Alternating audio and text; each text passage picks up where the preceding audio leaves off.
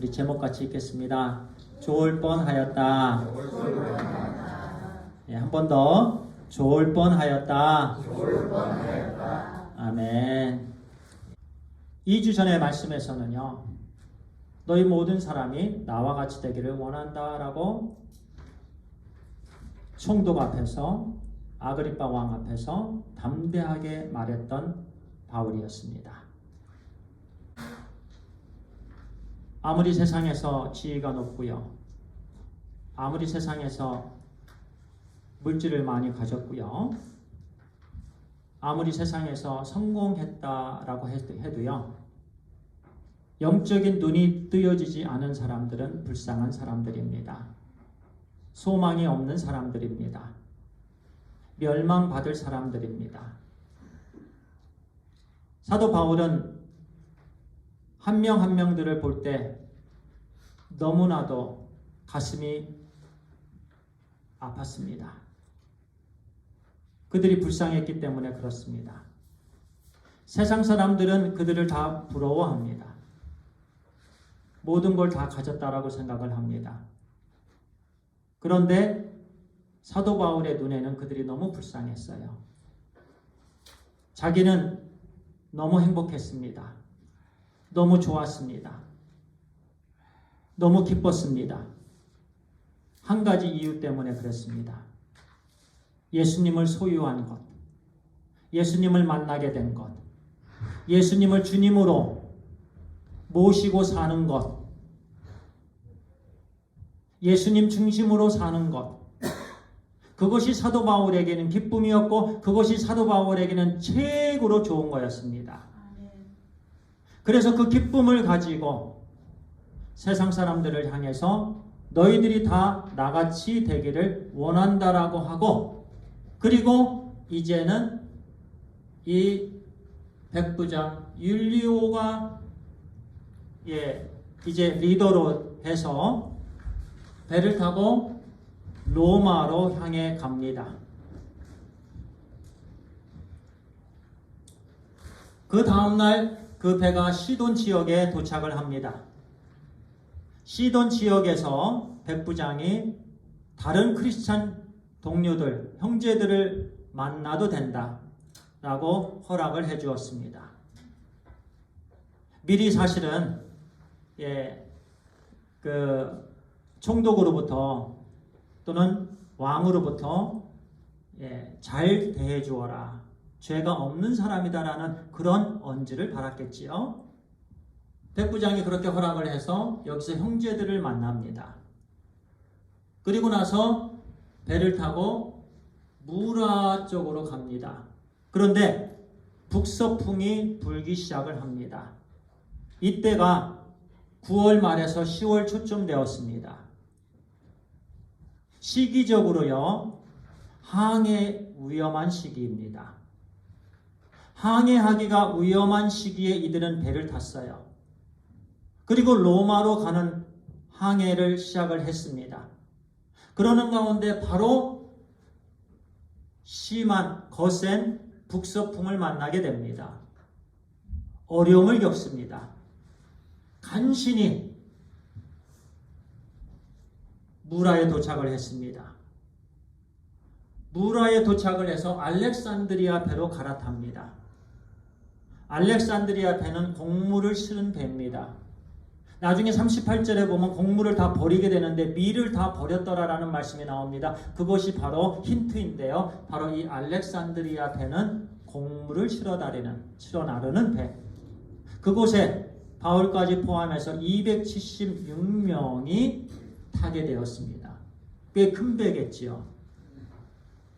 이 배를 타고 니도에 가고자 했습니다. 니도에 가고자 했지만 니도에 갈 수가 없었습니다. 아주 거센 풍랑, 역풍을 만나게 됩니다. 니도에 가서 가까운 데를 통해서 에게해를 통해서 로마에 가고자 했었죠. 좌절됩니다. 엄청난 역풍을 만나서 풍세가 안 좋아 살몬의 해협 쪽으로 나아간다라고 말씀은 우리에게 기록했습니다. 그래서 살몬의 해협이 바로 여기예요. 그래서 미항에 도착하게 되었어요. 그것도 간신히 겨우겨우 미항에 도착하게 됩니다. 이곳에서 사도 바울은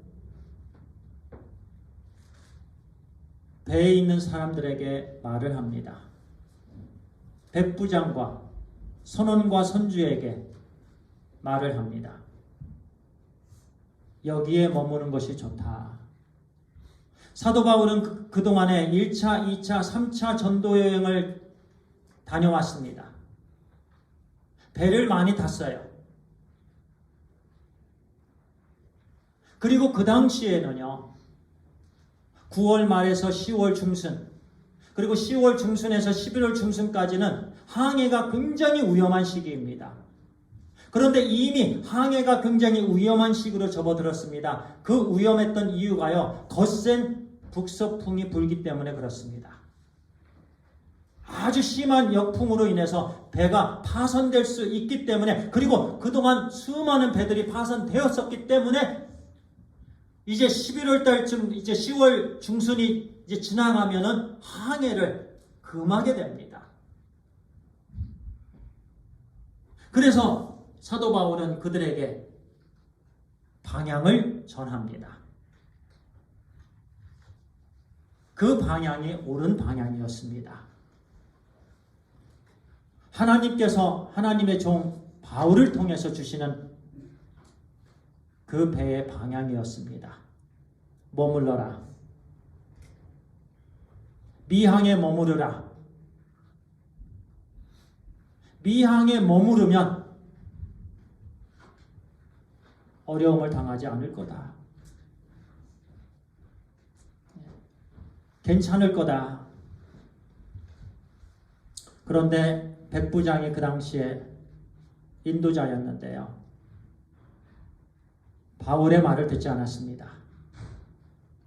선원과 선주의 말을 들었습니다. 그리고 그 옆에 베닉스가 있습니다. 이곳에서 이곳까지는 약 한 40마일쯤 됩니다. 그런데 여기서 겨울 한 몇 개월 보내기는 굉장히 여의치 않은 곳이었습니다. 그래서 많은 사람들이 베닉스에 가자라고 이제 말을 하기 시작합니다.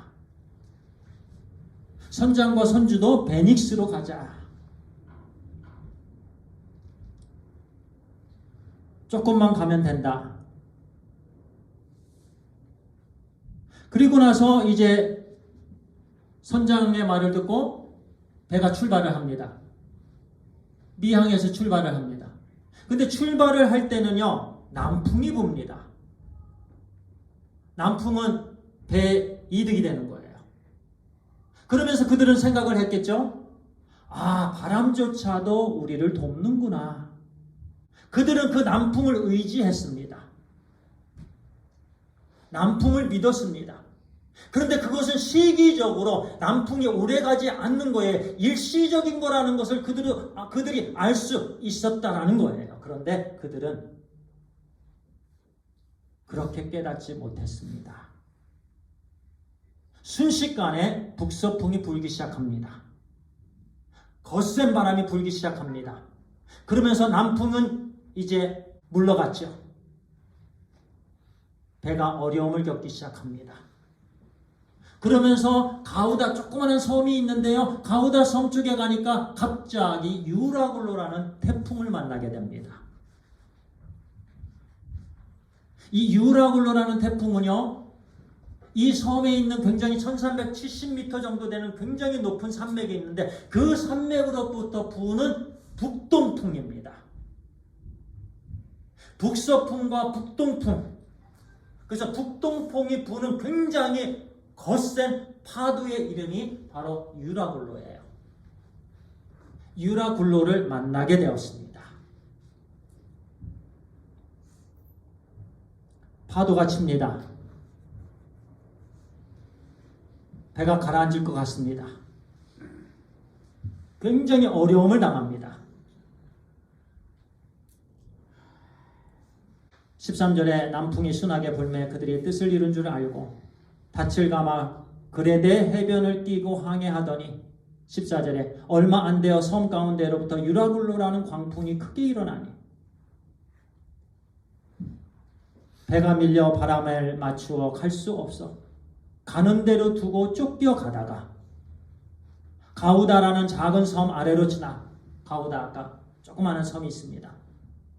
아래로 지나 간신히 거루를 잡아 여기서 거루는 조그마한 배입니다. 배가 파손됐을 경우 그 배를 사용해서 이제 목숨을 건질 수 있는 그런 조그마한 배예요. 거루를 잡아 끌어올리고 줄을 가지고 선체를 둘러 감고 스르디스에 걸릴까 두려워하여 연장을 내리고 그냥 쫓겨가더니 스르디스는 모래수렁입니다. 한 90마일쯤 이어지는 그 당시에 지중해에서 굉장히 위험한 모래수렁이 있었다고 합니다. 모든 배들이 여기에 한번 갇히게 되면 빠져나올 수가 없다고 합니다. 그래서 스루디스에 걸릴까 두려워하여 연장을 내리기 시작합니다. 그냥 쫓겨갑니다. 물에 휩쓸려 갑니다. 18절에 보니까 우리가 풍랑으로 심히 애쓰다가 이튿날 사공들의 짐을 바다에 풀어버립니다. 사흘째, 3일째 되는 날에 배의 기구를 그들의 손으로 내버립니다. 20절에 여러 날 동안 해도 별도 보이지 아니하고 큰 풍랑이 그대로 있음에 구원의 여망마저 없어졌더라. 구원의 소망이 다 없어진 거예요.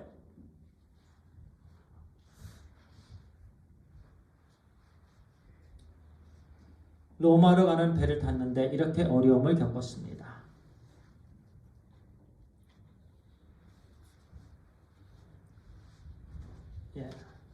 그 당시에 누구도 나는 여기서 살아날 수 있겠다라고 생각한 사람은 없었을 것입니다.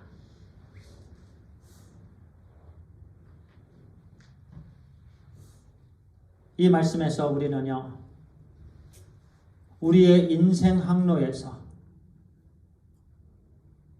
우리 인생이 지금 배를 타고 갑니다. 그러면 우리가 무엇을 기초로 해서 살아야 되는가 우리에게 말씀해 줍니다. 우리가 지금 인생을 살아가고 있는데요. 이 땅에서 우리가 지금 인생을 살아가고 있는데 우리는 무엇을 기초해서 살아가야 되는가? 그 말씀을 우리 모두에게 오늘 주십니다. 우리는 마치 항해 위험기에 로마행 배를 타고 가야 했던 바울 일행과 그와 같은 그런 인생을 우리는 살아가고 있습니다. 우리가 믿음으로 사명 감당하기에는 이 항해가 그렇게 쉽지가 않습니다. 매일매일 우리가 말씀에 순종하며 매일매일 우리가 우리 하나님을 기쁘시게 하고 하나님께 영광을 올려드리는 그런 삶을 살기에는 만만치가 않은 항해가 바로 우리 각자의 이 땅에서의 인생의 항해입니다. 너무나도 힘든 항해예요. 매일매일 매 순간순간 유라굴로라고 하는 그런 엄청난 파도가, 그런 엄청난 태풍이 우리를 무너뜨리고자 합니다. 그러면 그와 같은 엄청난 태풍은 무엇입니까? 세속주의입니다. 물질주의입니다. 한탕주의이고 쾌락주의입니다. 상대주의예요. 사탄의 유혹입니다. 이 세상은 대로가 있습니다. 모든 사람들이 자기의 소견대로 살아갑니다.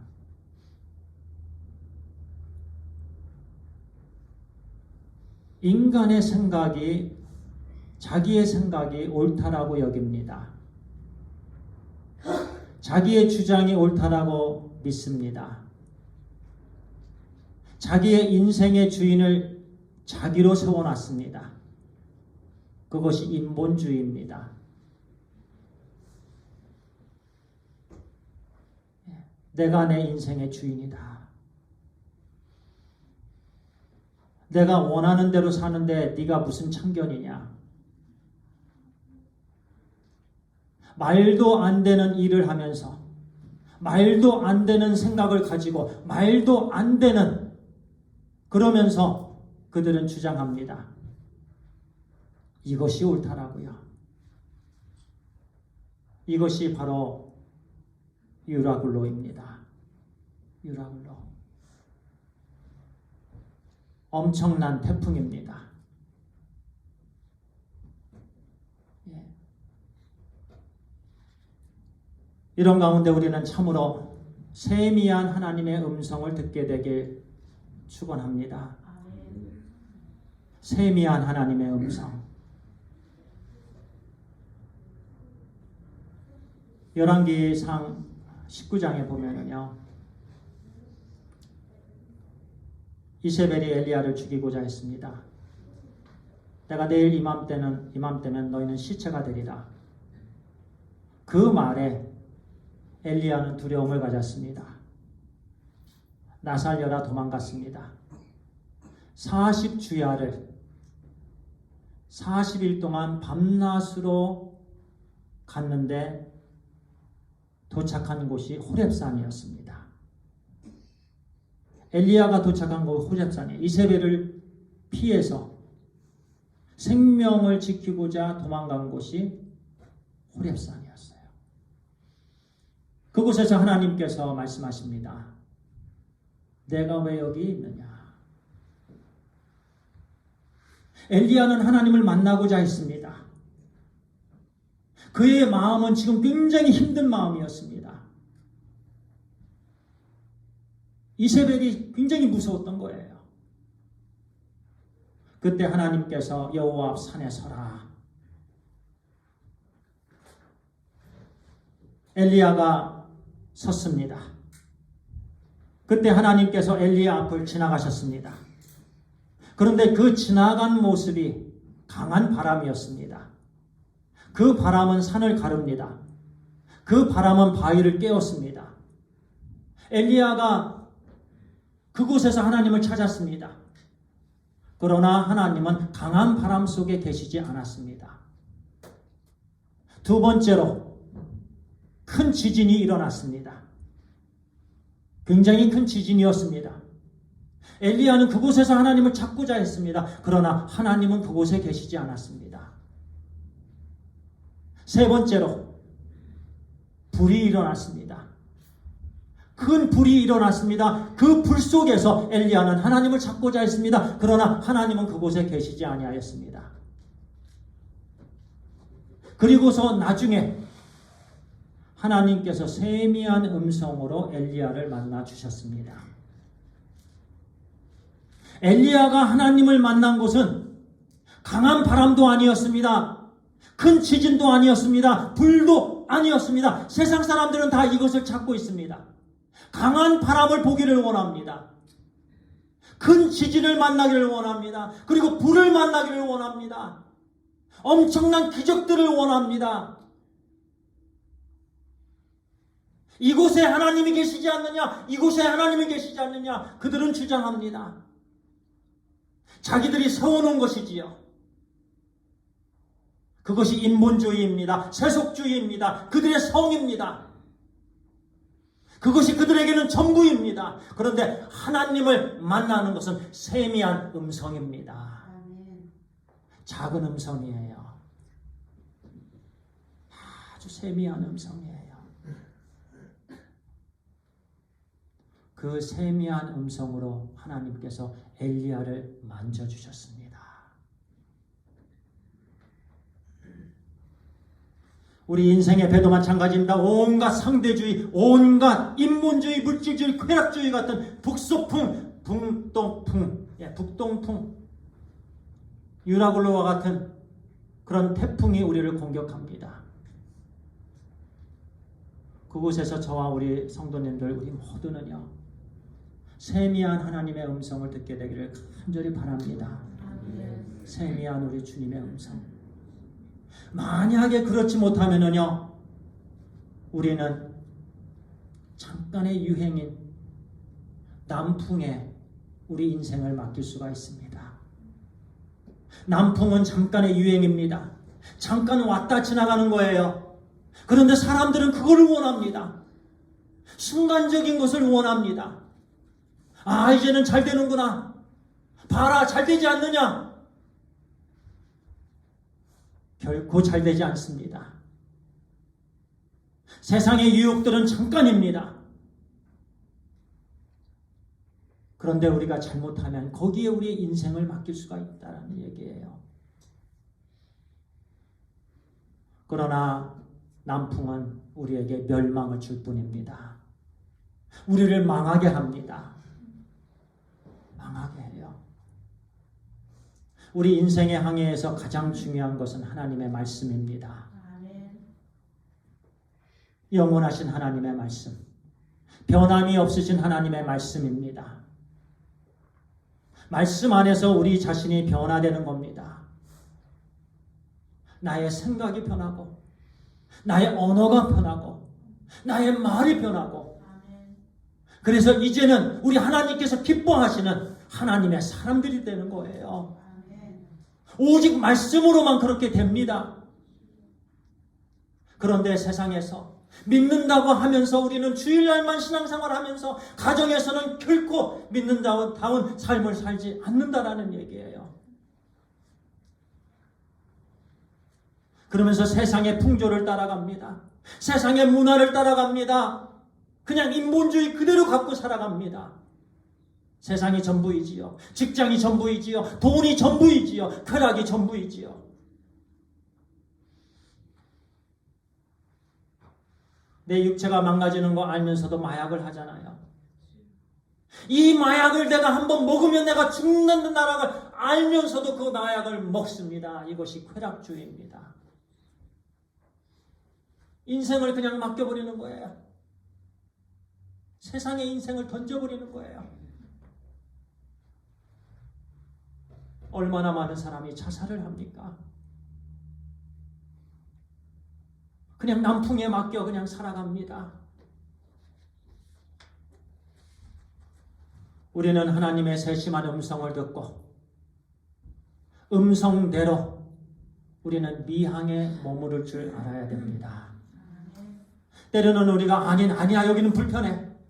그들은 그랬습니다. 3개월 4개월 동안 미항에 머무는 것은 불편했습니다. 그들에게는 맞지 않았습니다.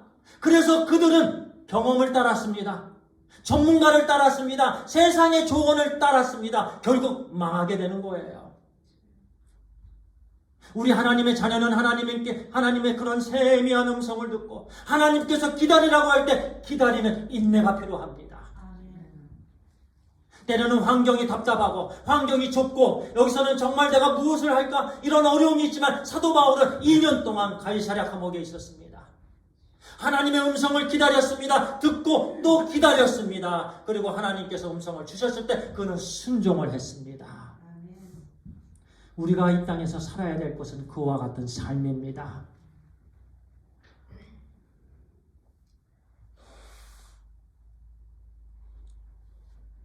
하나님의 말씀을, 다른 말씀을 기다리는 마음, 또 다른 말씀을 기다리고 하나님의 인도함을 기다리고 또 기다리고 믿음의 인내가 우리에게 필요하다라는 말씀이에요. 그렇지 않고 우리가 세상에 휩쓸려서 세상의 말을 듣고 떠나면 우리는 죽습니다.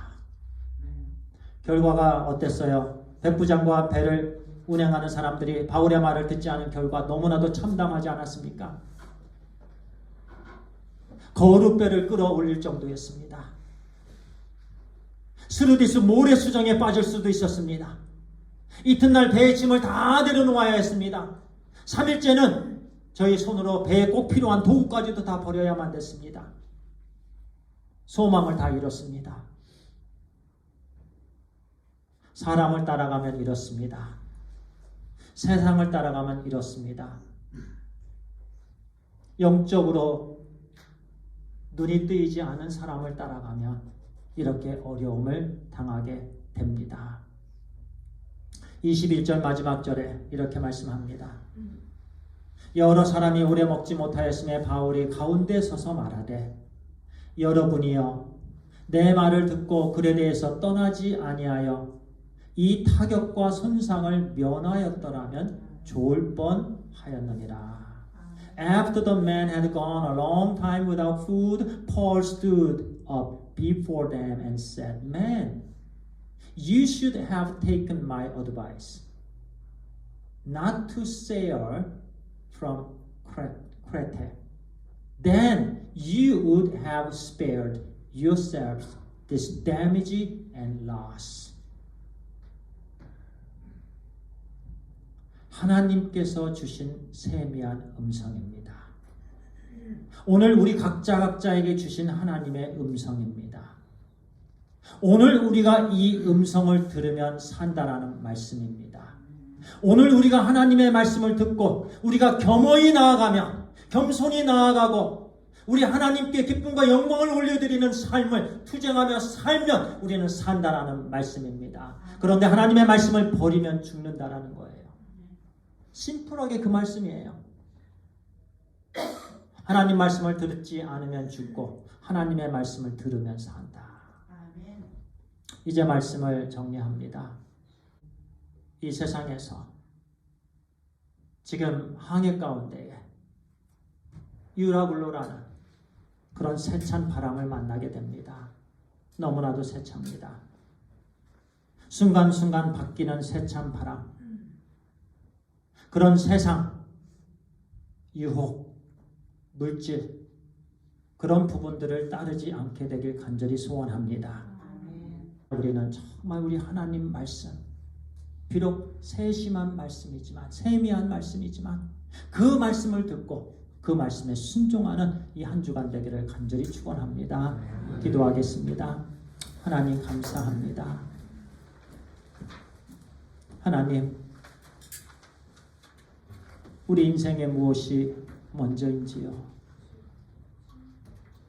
이 시간 성령 하나님, 우리 각자 하나님 말씀의 거울을 우리 삶을 비추고 우리 속을 비추어서 하나님 아버지의 우선권을 재정립할 수 있도록 인도하여 주시옵소서.